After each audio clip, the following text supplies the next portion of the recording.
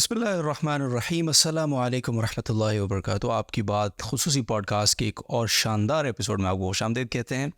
आज का एपिसोड ख़ास है और वो ख़ास इसलिए है कि कौन नहीं चाहता कि उससे इंग्लिश फरफर आती। हर कोई चाहता है, लेकिन ज़ाहिर है कि मेहनत से डर भी लगता है। बड़े बड़े कोर्स करने की हिम्मत और सकत भी हर किसी के पास नहीं है।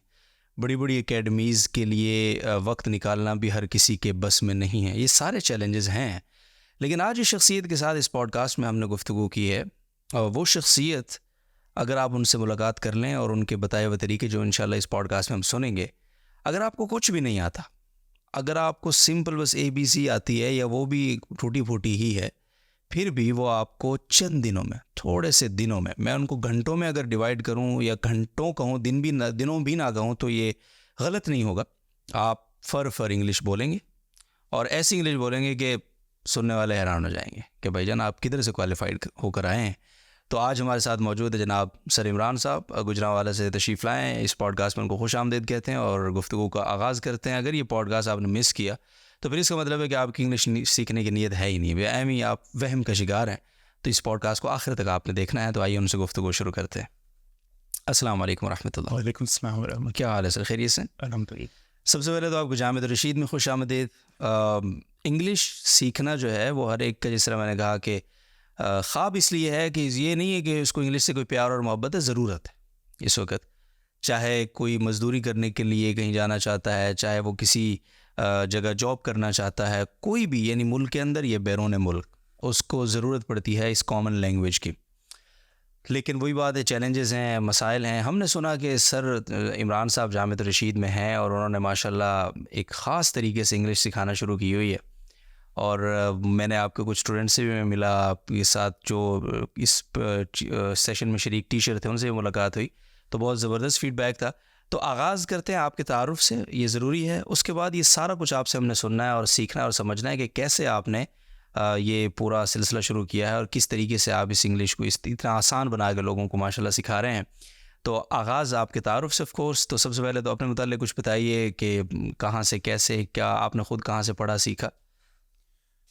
मैं गुजरांवाला से बिलोंग करता हूँ जी। मैं इंग्लिश लिंग्विस्ट हूँ। गुज़श्ता 30 साल से इंग्लिश लिंग्विस्टिक्स सिखा रहा हूँ और इस पर रिसर्च कर रहा हूँ। अल्हम्दुलिल्लाह मैं पाकिस्तान का वाहिद इंग्लिश लिंग्विस्ट हूँ जो नेचुरल अप्रोच मेथड से इंग्लिश लैंग्वेज सिखा रहा हूँ। ठीक है, माशाल्लाह। तो आपने ख़ुद अपनी तालीम वगैरह कुछ बताएंगे, बैकग्राउंड? जी, मेरी जो इनिशियल एजुकेशन थी वो UAE में थी। उसके बाद फिर मैंने पाकिस्तान आकर MA इंग्लिश किया और उसके बाद से फिर मैं टीचिंग के शोबे से मुंसलिक हूँ।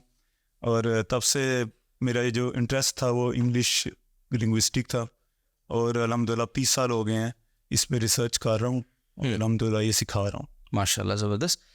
अच्छा, ये बताइए, ये जो आपने बीच में एक यूज़ की टर्म नेचुरल अप्रोच मेथड, ये है क्या? ये इसको आप किस तरह से वाज़े करेंगे?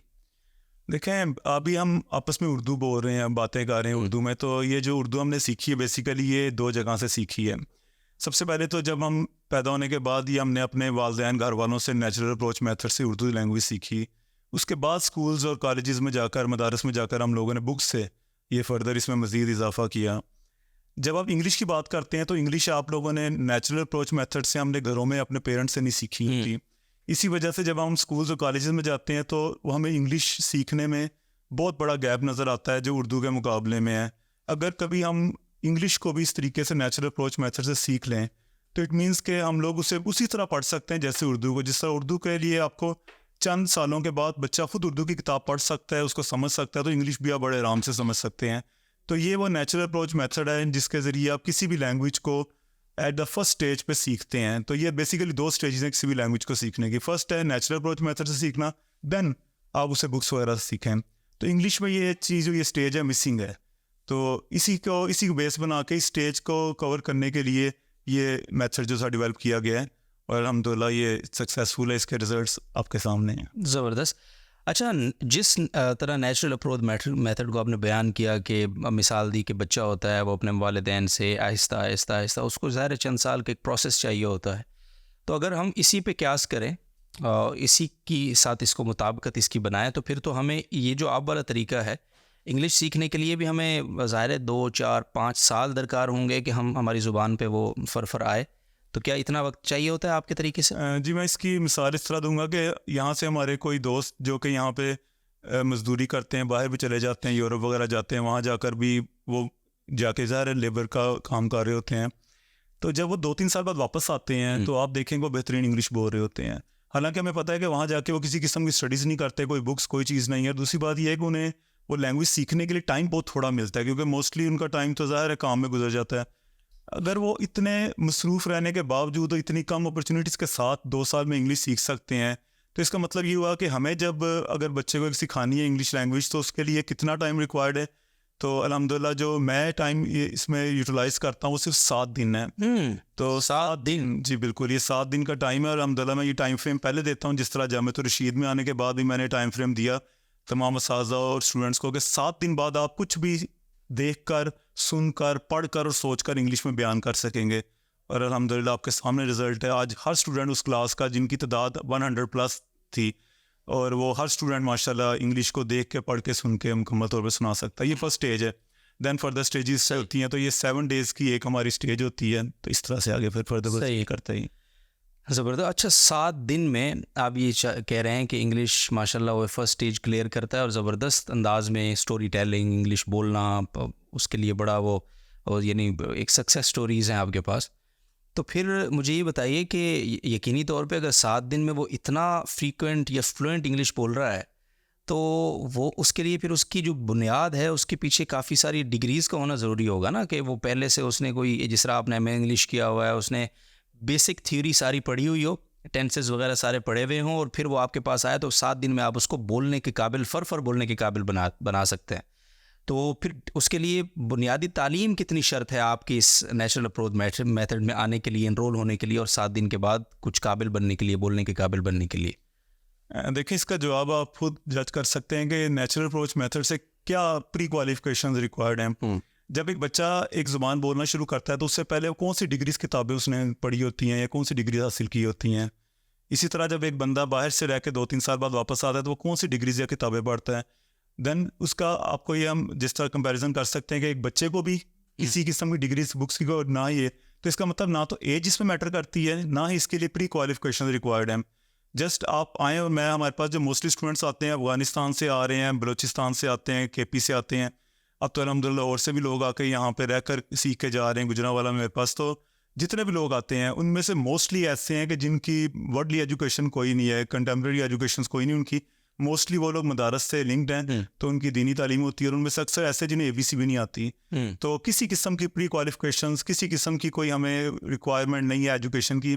बल्कि सच्ची बात ये है कि जिस हद तक ब्लैंक माइंड्स आते हैं हमारे पास, जितने ब्लैंक होंगे उतना ही हमारे लिए ज़्यादा आसान होता है उन्हें समझाना। कमाल है।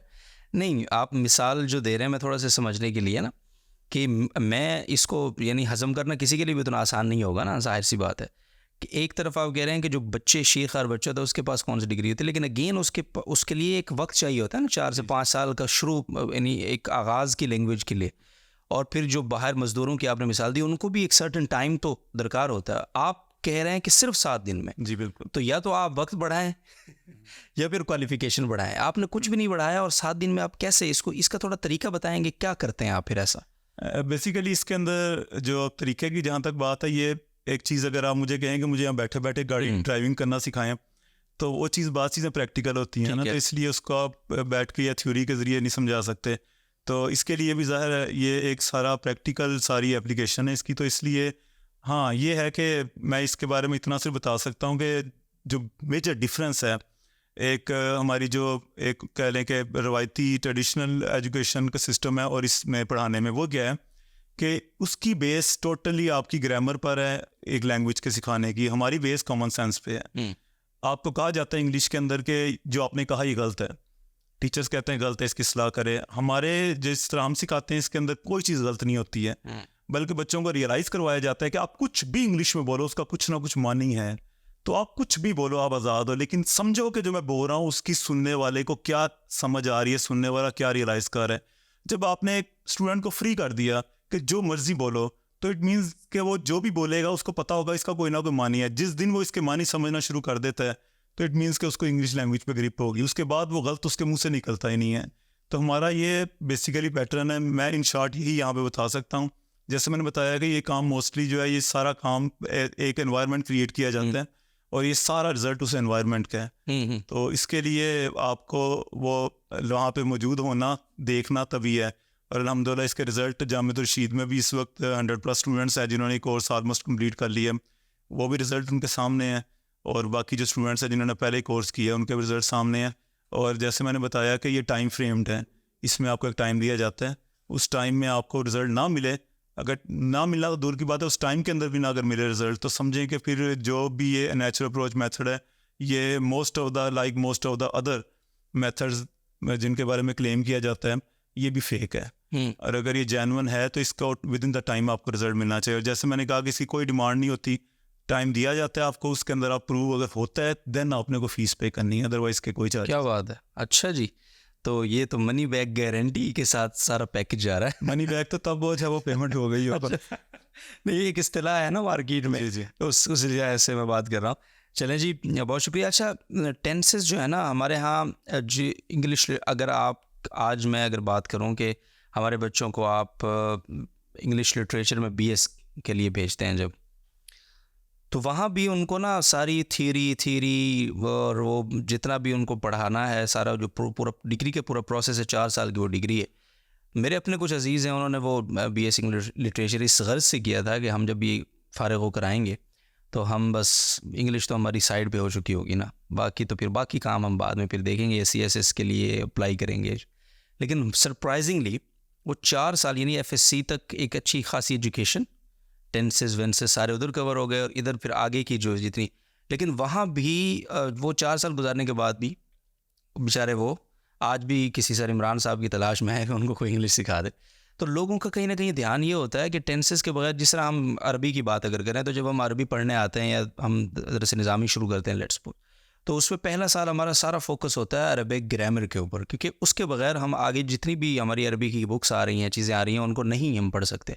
तो आप जो टेंसेस को या ग्रामर को माइनस करके एक लैंग्वेज के प्रोसेस आगे लेकर जाएंगे, तो ये क्या देर पा भी होता है या बस ये सिर्फ बात करने की हद तक ये तो कारआमद होता है, लेकिन बाकी जो लिखने की चीज़ें हैं या समझने के हिसाब से जो चीज़ें हैं उनमें ये फेल हो जाता है फिर?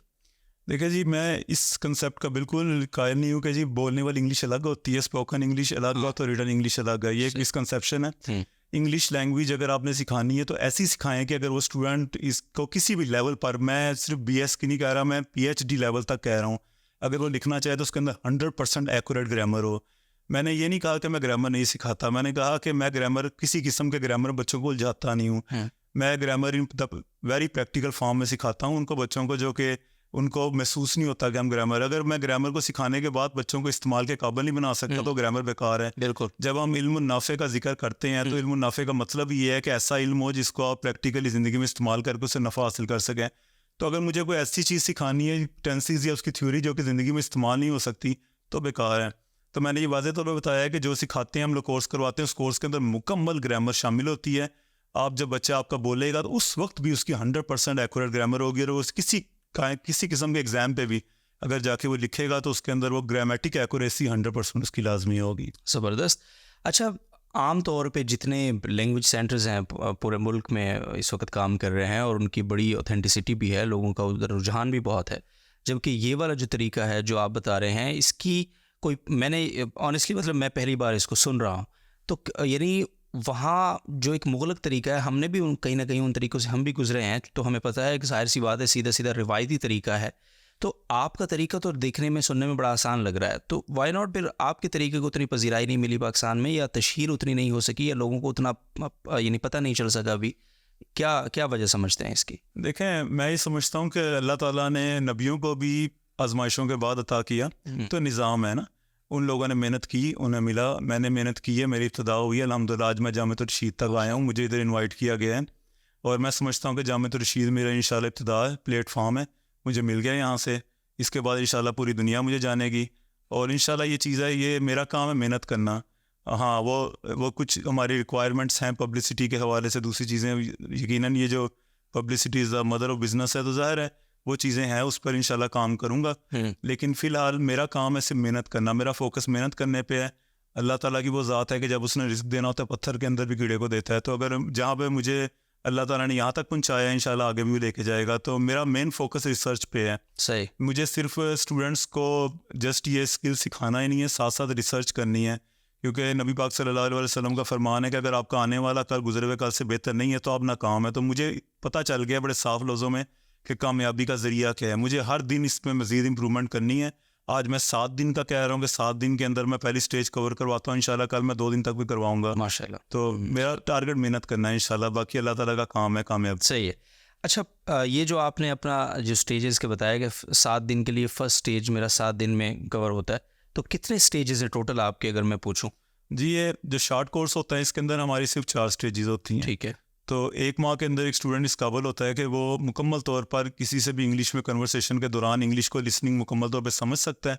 ये सिर्फ पहली स्टेज स्पोकन इंग्लिश के लिए होती है, और उसके अलावा कुछ भी वो आगे से बयान कर सकता है, चाहे वो कन्वर्सेशन की शक्ल में, क्वेश्चन आंसर की शक्ल में है, या कोई किसी किस्म की स्पीचेज़ हैं, हर तरह की वो चीज़ें नरेट कर सकता है। तो ये इसकी 4 स्टेजेस होती हैं, और यही वो शॉर्ट कोर्स है जिसके लिए मुझे यहाँ बुलाया गया जामिया रशीद में। सही। दैन इसके बाद अगले इसकी जो बाकी स्टेजेस आती हैं उसमें इंग्लिश राइटिंग, इंग्लिश रीडिंग के स्किल्स हैं। तो मैंने इंग्लिश फोनेटिक्स के हवाले से और आर्थोग्राफी के हवाले से कुछ काम किया, जिसके अंदर एक बच्चे को सिर्फ 5 लेक्चर दिए जाते हैं। उसके बाद आपसे दुनिया का, मैं ये उन लोगों की बात कर रहा हूँ जिन्होंने कभी ज़िंदगी में ABC भी नहीं पढ़ी हुई है, तो 5 लेक्चर दिए जाते हैं उनके अंदर। वो 5 लेक्चर्स के बाद दुनिया का मुश्किल तरीन लफ्ज़ आप इंग्लिश का बोर्ड पे लिखें और उसे खुद पढ़ के सुनाएगा। उसके बाद आप गूगल से कंफर्म करेंगे जो तलफ़ुज़ इसने बोला ये वही तलफ़ुज़ था, प्रोनाउंसिएशन, वो प्रोनाउंसिएशन उसकी 100% वही होगी जो गूगल बता रहा है। और उसके अंदर जैसे आपको बताया, इसमें मोस्ट इंपॉर्टेंट चीज़ ये है कि वो उस लफ्ज़ को बेसिकली इंग्लिश के उस वर्ड को उर्दू में पढ़ा होगा। सुनने वाले को लगेगा कि वो इंग्लिश में पढ़ रहा है, लेकिन वो बेसिकली उर्दू में उस लफ्ज़ को पढ़ा होगा। तो ये वो स्किल है जी फोनेटिक्स का। इसके बाद आर्थोग्राफी आती है, इसके बाद आपकी राइटिंग स्किल्स हैं। तो ये सारा कुछ है, ये हमारे नेक्स्ट लेवल के होती हैं। यहाँ पे स्पोकन इंग्लिश के हवाले से आया हूँ, तो इस वास्ते उसके आपको मैंने बताया 4 हफ्ते हमें चाहिए होते हैं। सही है। अच्छा, मुझे थोड़ा सा स्पेसिफाई करके अगर मैं आपसे पूछ लूँ कि 4 हफ्ते का जो आपका स्टेज है, इसके अंदर एक स्टूडेंट जिसको ABC भी सही से नहीं आती है, या डिस्पाइट की डिग्री विग्री तो दूर की बात है, उसको आप क्या क्या इंश्योर करते हैं नंबर वाइज? जी, 4 हफ्ते के बाद, ये कोर्स के बाद, वो स्टूडेंट जिस तरह भी माशाल्लाह जामिया रशीद के स्टूडेंट्स हैं, कुछ भी देख के, सुन के, पढ़ के और उस सोच के इंग्लिश में मुकम्मल बयान कर सकेगा। और इसका मतलब वो 3 घंटे की पूरी फिल्म की स्टोरी है। मैं ये नहीं बात कर रहा चंद जुमले या कुछ ना, आप एक पूरी उर्दू की स्टोरी दें, पढ़ के आपको इंग्लिश में फ़ौरन सुना देगा। आप उस पूरी, चाहे वो किताब है कि जो भी है, उसकी पूरी समरी सुना देगा आपको अपने अल्फाज में। जी, अपने अल्फाज में। उसके बाद इसी तरह से आप उसके सामने खड़े होकर उर्दू बोलते जाए, इंग्लिश बोलता जाएगा, ट्रांसलेट करता जाएगा उसको। और उसके बाद आपसे कोई टॉपिक दें और वो आपको सोच के उसके ऊपर कुछ स्पीच करके सुनाएगा। और इसमें मोस्ट इंपॉर्टेंट चीज़ ये है कि इसमें ट्रांसलेशन और डायरेक्ट दोनों मेथड से सिखाया जाता है। अगर बाय कोई एक्सीडेंट बच्चे ने होता देखा है तो उस पूरे एक्सीडेंट को आके नरेट करेगा, उसको पहले उर्दू में नहीं तैयार करेगा। अगर मैंने उसको पहले उर्दू में तैयार करना है फिर इंग्लिश में बयान करना है, तो इसका मतलब कि ये मैंने कोई काम नहीं किया, मैंने तो उसको जस्ट ट्रांसलेट किया है। मज़ा ये है कि उसको डायरेक्ट वो बयान करें। तो ये सारी चीज़ें। इसके अलावा किसी किस्म का क्वेश्चन आप बच्चे से पूछें, उसका आंसर कर सकेगा, जिससे कहें वो इंग्लिश में क्वेश्चन खुद पूछ सकेगा, यानी क्वेश्चन आंसर। इसमें वो क्वेश्चन आंसर भी शामिल है जो हमारे मैट्रिक, FA या BA के बोर्ड के पेपर्स में होते हैं। आप जो मर्जी क्वेश्चन बच्चे को बोर्ड के, आप अच्छा चैप्टर एक दफ़ा रीड कर दें, उसके बाद जो मर्जी क्वेश्चन पूछें वो उसका आंसर खुद लिखेगा। और अल्हम्दुलिल्लाह ये गुजरांवाला में जितनी जगह मैं पढ़ा रहा हूँ वहाँ पे बच्चों को, इसके बाद आपको सिर्फ 1 माह चाहिए। 1 माह में उसे इंग्लिश की किताब दें, वो पढ़ेगा भी खुद, उसको खुद ही समझेगा। जैसे उर्दू की किताब पढ़ के खुद सवालों के जवाब वो बता सकता है, इंग्लिश का भी इसी तरह बता सकेगा।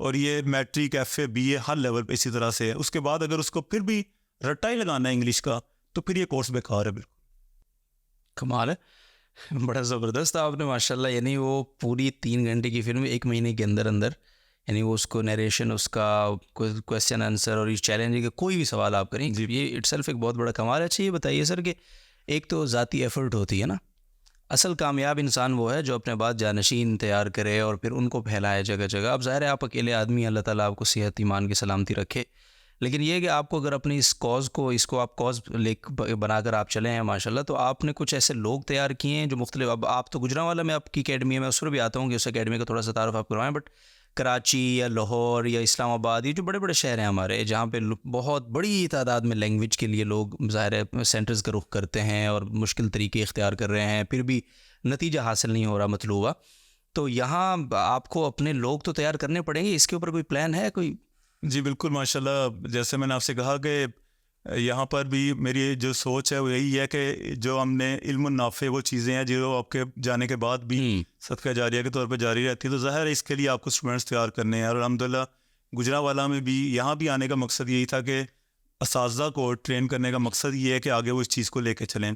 तो अल्हम्दुलिल्लाह यहाँ पर भी हमारी फ़र्स्ट प्रेफरेंस असातिज़ा थे। उसके अलावा तलबा में माशाल्लाह बहुत अच्छा रिस्पॉन्स है, और मुझे उम्मीद है इंशाल्लाह कि आने वाले वक्तों में ये चीज़ आगे फैलती रहेगी इनके ज़रिए जिस तरह से है। ये तो बात अंडरस्टूड है कि अगर आपको इसको ज़िंदा रखना है तो आपको इसको फैलाना पड़ेगा। तो अल्हम्दुलिल्लाह जिस तरह से स्टूडेंट्स यहाँ से निकल रहे हैं, आगे से वहाँ भी प्रोड्यूस हो रहे हैं, यहाँ भी अल्हम्दुलिल्लाह आया हूँ, और मुझे उम्मीद है कि इंशाल्लाह अल्लाह ताला आगे भी ऐसी अपॉर्चुनिटीज़ देगा तो पाकिस्तान के दूसरे सूबों में भी जाके इंशाल्लाह इस चीज़ को फैलाता रहूँगा। और उसके बाद मेरा राब्ता रहता है स्टूडेंट्स के साथ जो भी मुख्तलिफ जगहों पर इसको पढ़ा रहे हैं, उन्हें जिस किस्म की भी ज़रूरत होती है उनको मैं गाइड करता रहता हूँ।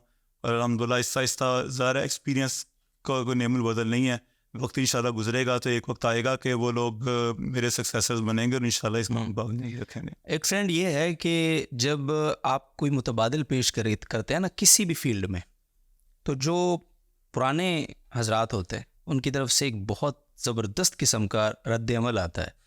वो आपको फेल करने की भी कोशिश कर रहे होते हैं, वो ये भी कह रहे होते हैं यार ये फेक है, ये 10 चीज़ें ना 10 तरह की वो चीज़ें हो रही होती हैं, आपके ख़िलाफ़ एक प्रोपेगेंडा शुरू हो जाता है। तो आपने ये जब शुरू किया तो ज़ाहिर है ये हर कोई तो फिर इसकी तरफ लपकेगा ना, तो क्या इस तरह के कोई चैलेंजेस का भी सामना होता है? जी डेफिनेटली, सुनने को बहुत कुछ मिलता है। और पहले तो शुरू में तो कुछ परेशानी होती थी, लेकिन उसके बाद एक दिन मैंने रियलाइज़ किया कि अब जब मैं किसी को कहता हूँ कि 7 दिन में ये रिज़ल्ट मिलेगा और लोग इस पर यकीन नहीं करते, तो इससे मुझे पता लगा कि मुझे अल्लाह ताला ने कोई ऐसा खास गिफ्ट दिया हुआ है कि जो दूसरों के पास नहीं है। तो अब अल्हम्दुलिल्लाह जब मैं ऐसा सुनता हूँ तो मैं अल्लाह का शुक्र अदा करता हूँ। ज़बरदस्त। अच्छा, ये एक जो बात आपने अभी की ना, गिफ्ट एक होता है गिफ्ट तो एक ख़ास मखसूस शख्सियत तक महदूद होता है। अगर आपके पास वाक़ई तो अल्लाह ताला की तरफ से कोई करामत या कोई गिफ्ट ही है तो वो ज़ाहिर है ज़रूरी नहीं कि आपके हर शागिर्द में आगे जाए। अगर वाक़ई ये कोई स्किल है तो फिर ज़ाहिर है ये आगे फॉरवर्ड होगी। तो आपका दावा गिफ्ट का है या आप समझते हैं ये कोई स्किल है? मैं समझता हूँ स्किल भी एक गिफ्ट होता है। गिफ्ट होता है, बट वही बात है कि इसको आप 2 तरह से देख सकते हैं ना कि अल्लाह ताला ने मुझ पर ख़ास एक करम किया है, तो वो करम जो है वो करामत तो आप तक महदूद हो जाए। नहीं, मैं इसे करामत का मीनिंग तो मैं वाज़े नहीं कर सकता क्योंकि लेकिन ये है कि मैं ये समझता हूँ कि ये चीज़ बेसिकली जो है अल्लाह ताला की मदद, जो मैं समझता हूँ कि अल्लाह ताला की मदद इसमें शामिल है कि अगर मैं जो करवाता हूँ तो उसके बाद और उसमें नीयत का है, तो स्टूडेंट्स को भी सिखाता हूँ कि आप लोगों ने अगर आगे जाके पढ़ाना है तो अपनी नीयत ये रखें कि ये इल्म नाफ़े है, मुझे इससे यहाँ नफ़ा स्टूडेंट्स को दूंगा, इंशाल्लाह आगे सारी ज़िंदगी मुझे भी इसके मरने के बाद भी नफ़ा मेरे लिए सदका जारिया बना रहेगा। तो उनको भी ये सिखाया गया है। तो मैं जो समझता हूँ अगर इसके अंदर वो जिसे करामत का मामला है तो वो नीयत है सिर्फ कि सिर्फ पढ़ा देना सिखा देने से रिज़ल्ट नहीं मिलेगा। जब आपकी नीयत ही होगी, जिस तरह मेरी फर्स्ट प्रेफरेंस मदारस है, मैं चाहता हूँ कि मैं सबसे ज़्यादा से ज़्यादा मदारस में पढ़ाऊँ। सही है। क्योंकि मदारस के तलबा जो है जब मैं अल्लाह ताला से दुआ भी करता हूँ तो यही करता हूँ कि इन मदारस और इनके तलबा की वजह से मुझे इल्म अता फरमाए और अल्लाह ताला दे रहा है। तो मैं समझता हूँ अगर करामत वाला मामला इसके अंदर है तो नीयत ही है। सही। बाकी जहाँ तक है जस्ट ये स्किल है एक, और ये अल्हम्दुलिल्लाह I have proved it again and again. अल्हम्दुलिल्लाह इधर भी आके चीज़ हो गई है और इसमें अल्लाह ताला की खास मदद शामिल है, तो ये ऐसा हो रहा है, अल्लाह होता रहेगा इंशाअल्लाह अज़ीज़। अच्छा, जो रिवायती तरीका है इंग्लिश का या लिंग्विस्टिक का, वो भी ये कहते हैं कि भाई हम सिर्फ थ्योरी नहीं पढ़ाते, हम लोग भी इस पे बिलीव रखते हैं कि जब तक आप इन्वायरमेंट क्रिएट नहीं करते तो आप नहीं सीख सकते। यही वजह है कि वो स्टेजेस के एतबार से ग्रुप्स बना रहे होते हैं, फिर उनमें मशकें हो रही होती हैं, फिर कॉन्वर्सेशन हो रही होती है, फिर वो यानी थ्योरी से आगे बढ़कर प्रैक्टिकलिटी की तरफ वो भी जा रहे होते हैं। और उनका भी यही उसके पीछे यानी थॉट यही होता है कि लॉजिक यही होती है कि सिर्फ थ्योरी से आप नहीं सीख सकते। तो मैं थोड़ा सा अगर आप मुख्तसरन हमें फ़र्क बयान कर सकें कि कोशिश तो वो भी कर रहे हैं कि प्रैक्टिकलिटी के साथ जाएँ, तो फिर आपकी प्रैक्टिकलिटी और उनकी प्रैक्टिकलिटी में क्या फ़र्क है कि वो फिर भी उस तरह कामयाब नहीं है और आप माशाल्लाह से ज़बरदस्त कामयाबी के साथ बढ़ रहे हैं? फ़र्क बयान करेंगे कुछ? देखें जी, जो मेन इसके अंदर मुझे फ़र्क महसूस होता है कि वो अगेन जब मैंने शुरू में बात की थी, अगर आप बुक्स के ज़रिए सिखाने की कोशिश कर रहे हैं, पर्टिकुलर सिलेबस के ज़रिए सिखाने की कोशिश कर रहे हैं, तो ये बुक्स और सिलेबस या जो भी मटेरियल आप इस्तेमाल कर रहे हैं, ये नेचुरल अप्रोच मेथड में एट द फर्स्ट स्टेज आपको रिक्वायर्ड नहीं है। आप एक चीज़ को उल्टा ले जाके करने की कोशिश, जब भी आप अगेंस्ट द नेचर जाएंगे, वो गैर फितरी काम करेंगे, तो उसका कभी भी आपको पॉजिटिव रिजल्ट नहीं मिलेगा। मैं सिर्फ इतना सा आपसे सवाल करना चाहता हूँ कि बनाने वाला जो हमारा खालक है, उससे तो नौज़बिल्लाह बेहतर कोई नहीं जानता ना। जब वो कहता है कि पहली दफ़ा आपने जब ज़ुबान, उसका तरीक़ाकार ये है कि सबसे पहले आपने बोलना सीखना है, उसके बाद जाके आपने पढ़ना या लिखना सीखना है। तो आप मुझे बताएं कि आप बच्चे को स्कूल में जाते इंग्लिश बोलना क्यों नहीं सिखाते पहले 2-3 साल? आप उनको डायरेक्ट जाकर इंग्लिश पढ़ना लिखना क्यों सिखानी, किताबें क्यों लगा देते हैं? तो आप उन्हें किताबें लगा लिखना सिखा रहे हैं और कहते हैं कि जी बोलना सीख जाएगा बाद में जाके। तो मुझे बताएं कि एक जो नेचुरल एक पैटर्न अल्लाह ताला ने बनाया हुआ है ज़ुबान सीखने का, कि पहले आप बोलना सीखो, जब बोलनी आ जाए उसके बाद खुद ही पढ़नी लिखी, जिस तरह उर्दू का। मैं ये समझता हूँ कि अगर किसी भी वजह से किसी भी इदारे के अंदर कोई रिजल्ट वो इस तरह का नहीं दे सक रहे, तो उसकी वजह ये है कि उनका फोकस किताबों पे है। ये कहना कि जी किताबों के बगैर ज़ुबान नहीं सीखी जा सकती, ये मैं समझता हूँ कि मेन जो यहाँ पे फ्लॉ है हमारे इस सिस्टम के अंदर, वो यही है। और मेरा मशवरा भी सबको ये है कि एक मरतबा किताबों के बगैर आप गौर करें कि ज़ुबान कैसे लोग सीख रहे हैं, जो बाहर जा रहे हैं लोग किस तरह ज़ुबान सीख रहे हैं। जिस तरह बेशुमार आपने लोग देखे हैं कि जो कि आके यहाँ पे, हमारे पठान दोस्त अफगानिस्तान से आते हैं, उन्हें उर्दू नहीं आती है, वो यहाँ के ज़ुबान किसी किताब से नहीं सीखते ना। अगर वो सीख सकते हैं, वो उर्दू सीख सकते हैं, तो आप लोग भी इंग्लिश सीख सकते हैं। सिर्फ मैं जो समझ रहा हूँ कि ये जो ख़राबी है वो इस यहाँ पर है। अगर आप इसको ठीक कर दें तो मेरा ख्याल है कि ये हर एक के लिए बेहतर होगा। इस चीज़ को समझें कि अल्लाह ताला ने जो सिस्टम बनाया हमें उसी के साथ चलना है। ज़बरदस्त। अच्छा, आखिरी कुछ सवाल के पाकिस्तान के अंदर इसका फ्यूचर आपको क्या नज़र आ रहा है? आप जो नेचुरल अप्रोच मेथड है, ये कहाँ देख रहे हैं इसको अगले 5 साल में, 10 साल में? कुछ इसका फ्यूचर है पाकिस्तान में? देखें, जो रिस्पांस मैंने देखा है यहाँ पे, सिर्फ अभी आप कुछ देर पहले आपने बात की कि लोगों तक पहुँचाना ये पैगाम के ये ऐसा तरीका है जी। मैं समझता हूँ कि इंशाल्लाह जिस तक ये पैगाम जिसको भी पता चल जाएगा और जो ही जान जाएगा, क्योंकि अल्हम्दुलिल्लाह जामिअतुर रशीद में आने के बाद, जो कि एक ऑथेंटिक इंस्टीट्यूट है, जिसके बाद हर एक को अब यकीन इस बात का हो गया है कि ये चीज़ पॉसिबल है। और मुझे यकीन है कि जब ये जिस तक पहुँचेगा तो ये चीज़ इंशाल्लाह आगे बढ़ेगी इंशाल्लाह। ठीक है। अच्छा, आप अपनी एकेडमी का कुछ बताइए, अपनी पब्लिकेशंस का कुछ बताइए। किताबें तो आपने भी लिखी हुई है ना, लेकिन वो आप पढ़ाने यानी लैंग्वेज सिखाने, बोलने के बाद फिर पढ़ने का कहते होंगे यकीनी तौर पे। बेसिकली इसके लिए कोई किसी किस्म की बुक्स वगैरह, सिलेबस वगैरह कोई नहीं है। तो जैसे मैंने आपको बताया कि अगर आपने वो किताबों से ही पढ़ना है, आप खुद भी अगर कोई चीज़ याद समझने के बाद दोबारा किताब से पढ़ते हैं तो आपको दोबारा उसे समझना पड़ता है। तो हमारा इसका जो तरीक़ेकार है, इसमें पहले ही बताया जाता है कि आपने जो कुछ सिखाना है, एक एनवायरनमेंट से सिखाना है, उसके बाद इसको जो याद रखना है वो प्रैक्टिस से याद रखना है। ठीक। तो इसके अंदर किसी किस्म की बुक्स या कोई चीज़ भी नहीं है। हाँ, बाकी जहाँ तक रह जाता है इंस्टीट्यूट का, तो गुजरांवाला में अल-नूर इंग्लिश लिंग्विस्टिक सेंटर के नाम से इंस्टीट्यूट है, जहाँ से मैंने इफ्तिताह की है। और अल्हम्दुलिल्लाह यहाँ पर हर साल तकरीबन अब तक माशाल्लाह 1000+ स्टूडेंट्स हैं माशाल्लाह, और उनमें से अप्रॉक्सीमेटली 700+ स्टूडेंट हैं जिनका ताल्लुक मदारस से है। तो सबसे ज़्यादा मदारस के तलबा हैं उनमें।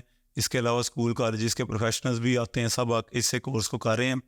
तो और दिलचस्प बात यह है कि इसके अंदर के जब भी कोई आता है तो आके वो इसी तरह गैर यकीनी सूरत का शिकार होता है जैसे आप हैं या दूसरे लोग हैं।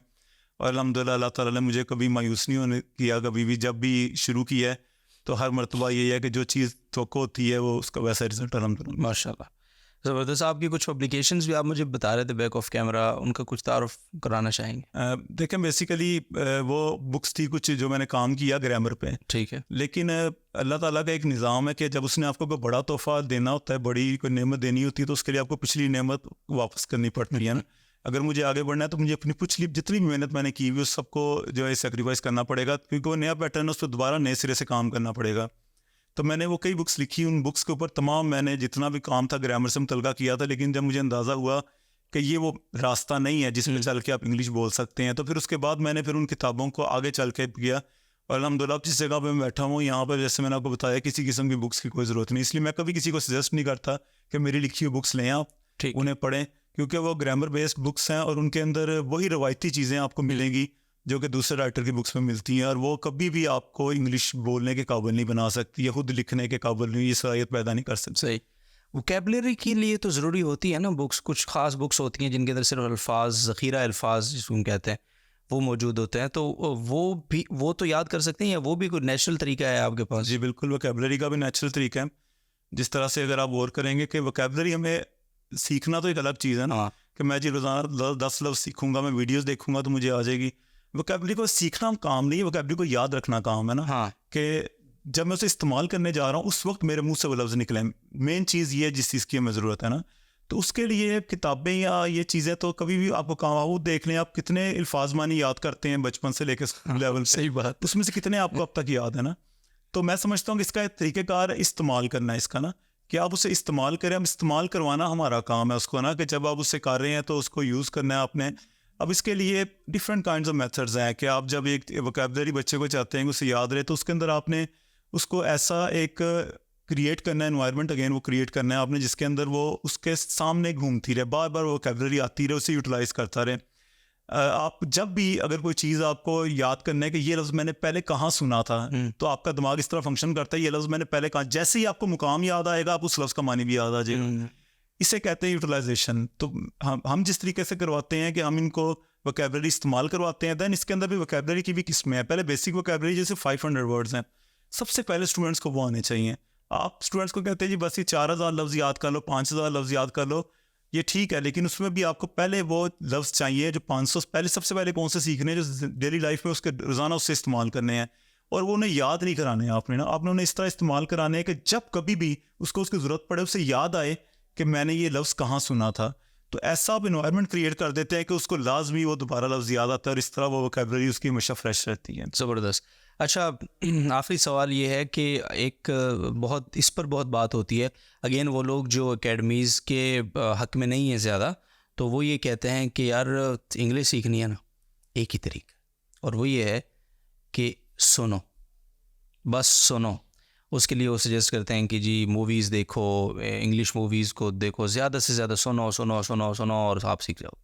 आपका इस पे क्या ओपिनियन है कि क्या लिसनिंग जो है ये कितना किरदार अदा करती है आपकी ज़ुबान सीखने के उस सफ़र में?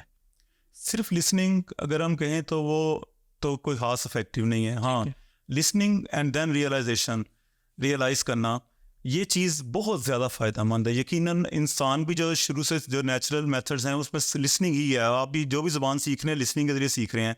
लेकिन आपने कभी गौर किया कि जब आप एक मूवी या कोई टीवी ड्रामा या कोई इंग्लिश में सुन रहे हैं या देख रहे हैं, तो उस वक्त जो आप सुन रहे होते हैं, और जब आप अमेरिका में, यूरोप में, किसी कंट्री के अंदर आप जॉब कर रहे हैं और आपका बॉस जब आपको बोल रहा है, क्या वो दोनों सुनना एक जैसा होता है? सही बात है ये। आपको एक चीज़ महसूस होगी जब आप वो जो सुन रहे हैं, जब आप एक लाइव इंटरेक्शन आपका हो रहा है, तो उस वक्त जो आपका सुनना है उसमें आपकी रियलाइजेशंस अलग होती हैं। और एक मूवी या जस्ट एक ऑडियो को सुनते हुए आप उस तरह, अगर आप उस तरह रियलाइज़ कर सकते हैं तो आप डेफिनेटली उसको समझ सकते हैं। बेसिकली हमारा ये नेचुरल अप्रोच मेथड है, ये जो इसी चीज़ पे बेस करता है कि लिसन, सिर्फ लिसनिंग नहीं है, listen and realize, speak and realise.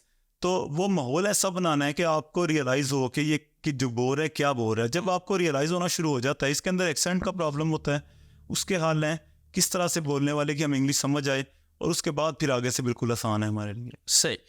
बहुत बहुत शुक्रिया सर इमरान साहब, थैंक यू आपकी इस खूबसूरत आपके वक्त के लिए, और बहुत कुछ हौसला अफजा था आज के इस पॉडकास्ट में। नाज़रीन मोहतरम, आपने सुनी गुफ्तगू, और यकीनी तौर पे सर इमरान साहब की शख्सियत, इनसे इस्तिफ़ादा जिसके लिए मुमकिन हो, अगर आप इनकी एकेडमी में इनसे रब्ता कर सकें, और फिर अगर आपका अपना कोई इंस्टीट्यूट है किसी शहर में तो इनको इनवाइट कर सकें, तो ये एक बहुत बड़ी ख़िदमत भी है, और बहुत ज़बरदस्त किस्म का और बड़ा वक्त की ज़रूरत वाला जो काम है वो ये कर रहे हैं, और बड़े आसान आम फहम तरीके से कर रहे हैं। और सबसे खूबसूरत बात यह है कि नेचुरल तरीके से, जो देर पा तरीका है, क्योंकि नेचुरल और फितरी तरीका ही देर पा तरीका हो सकता है, बाकी तरीके जितने भी आप बना लें वो देर पा नहीं हो सकते, वो वक्ती और आर्जी ही होते हैं।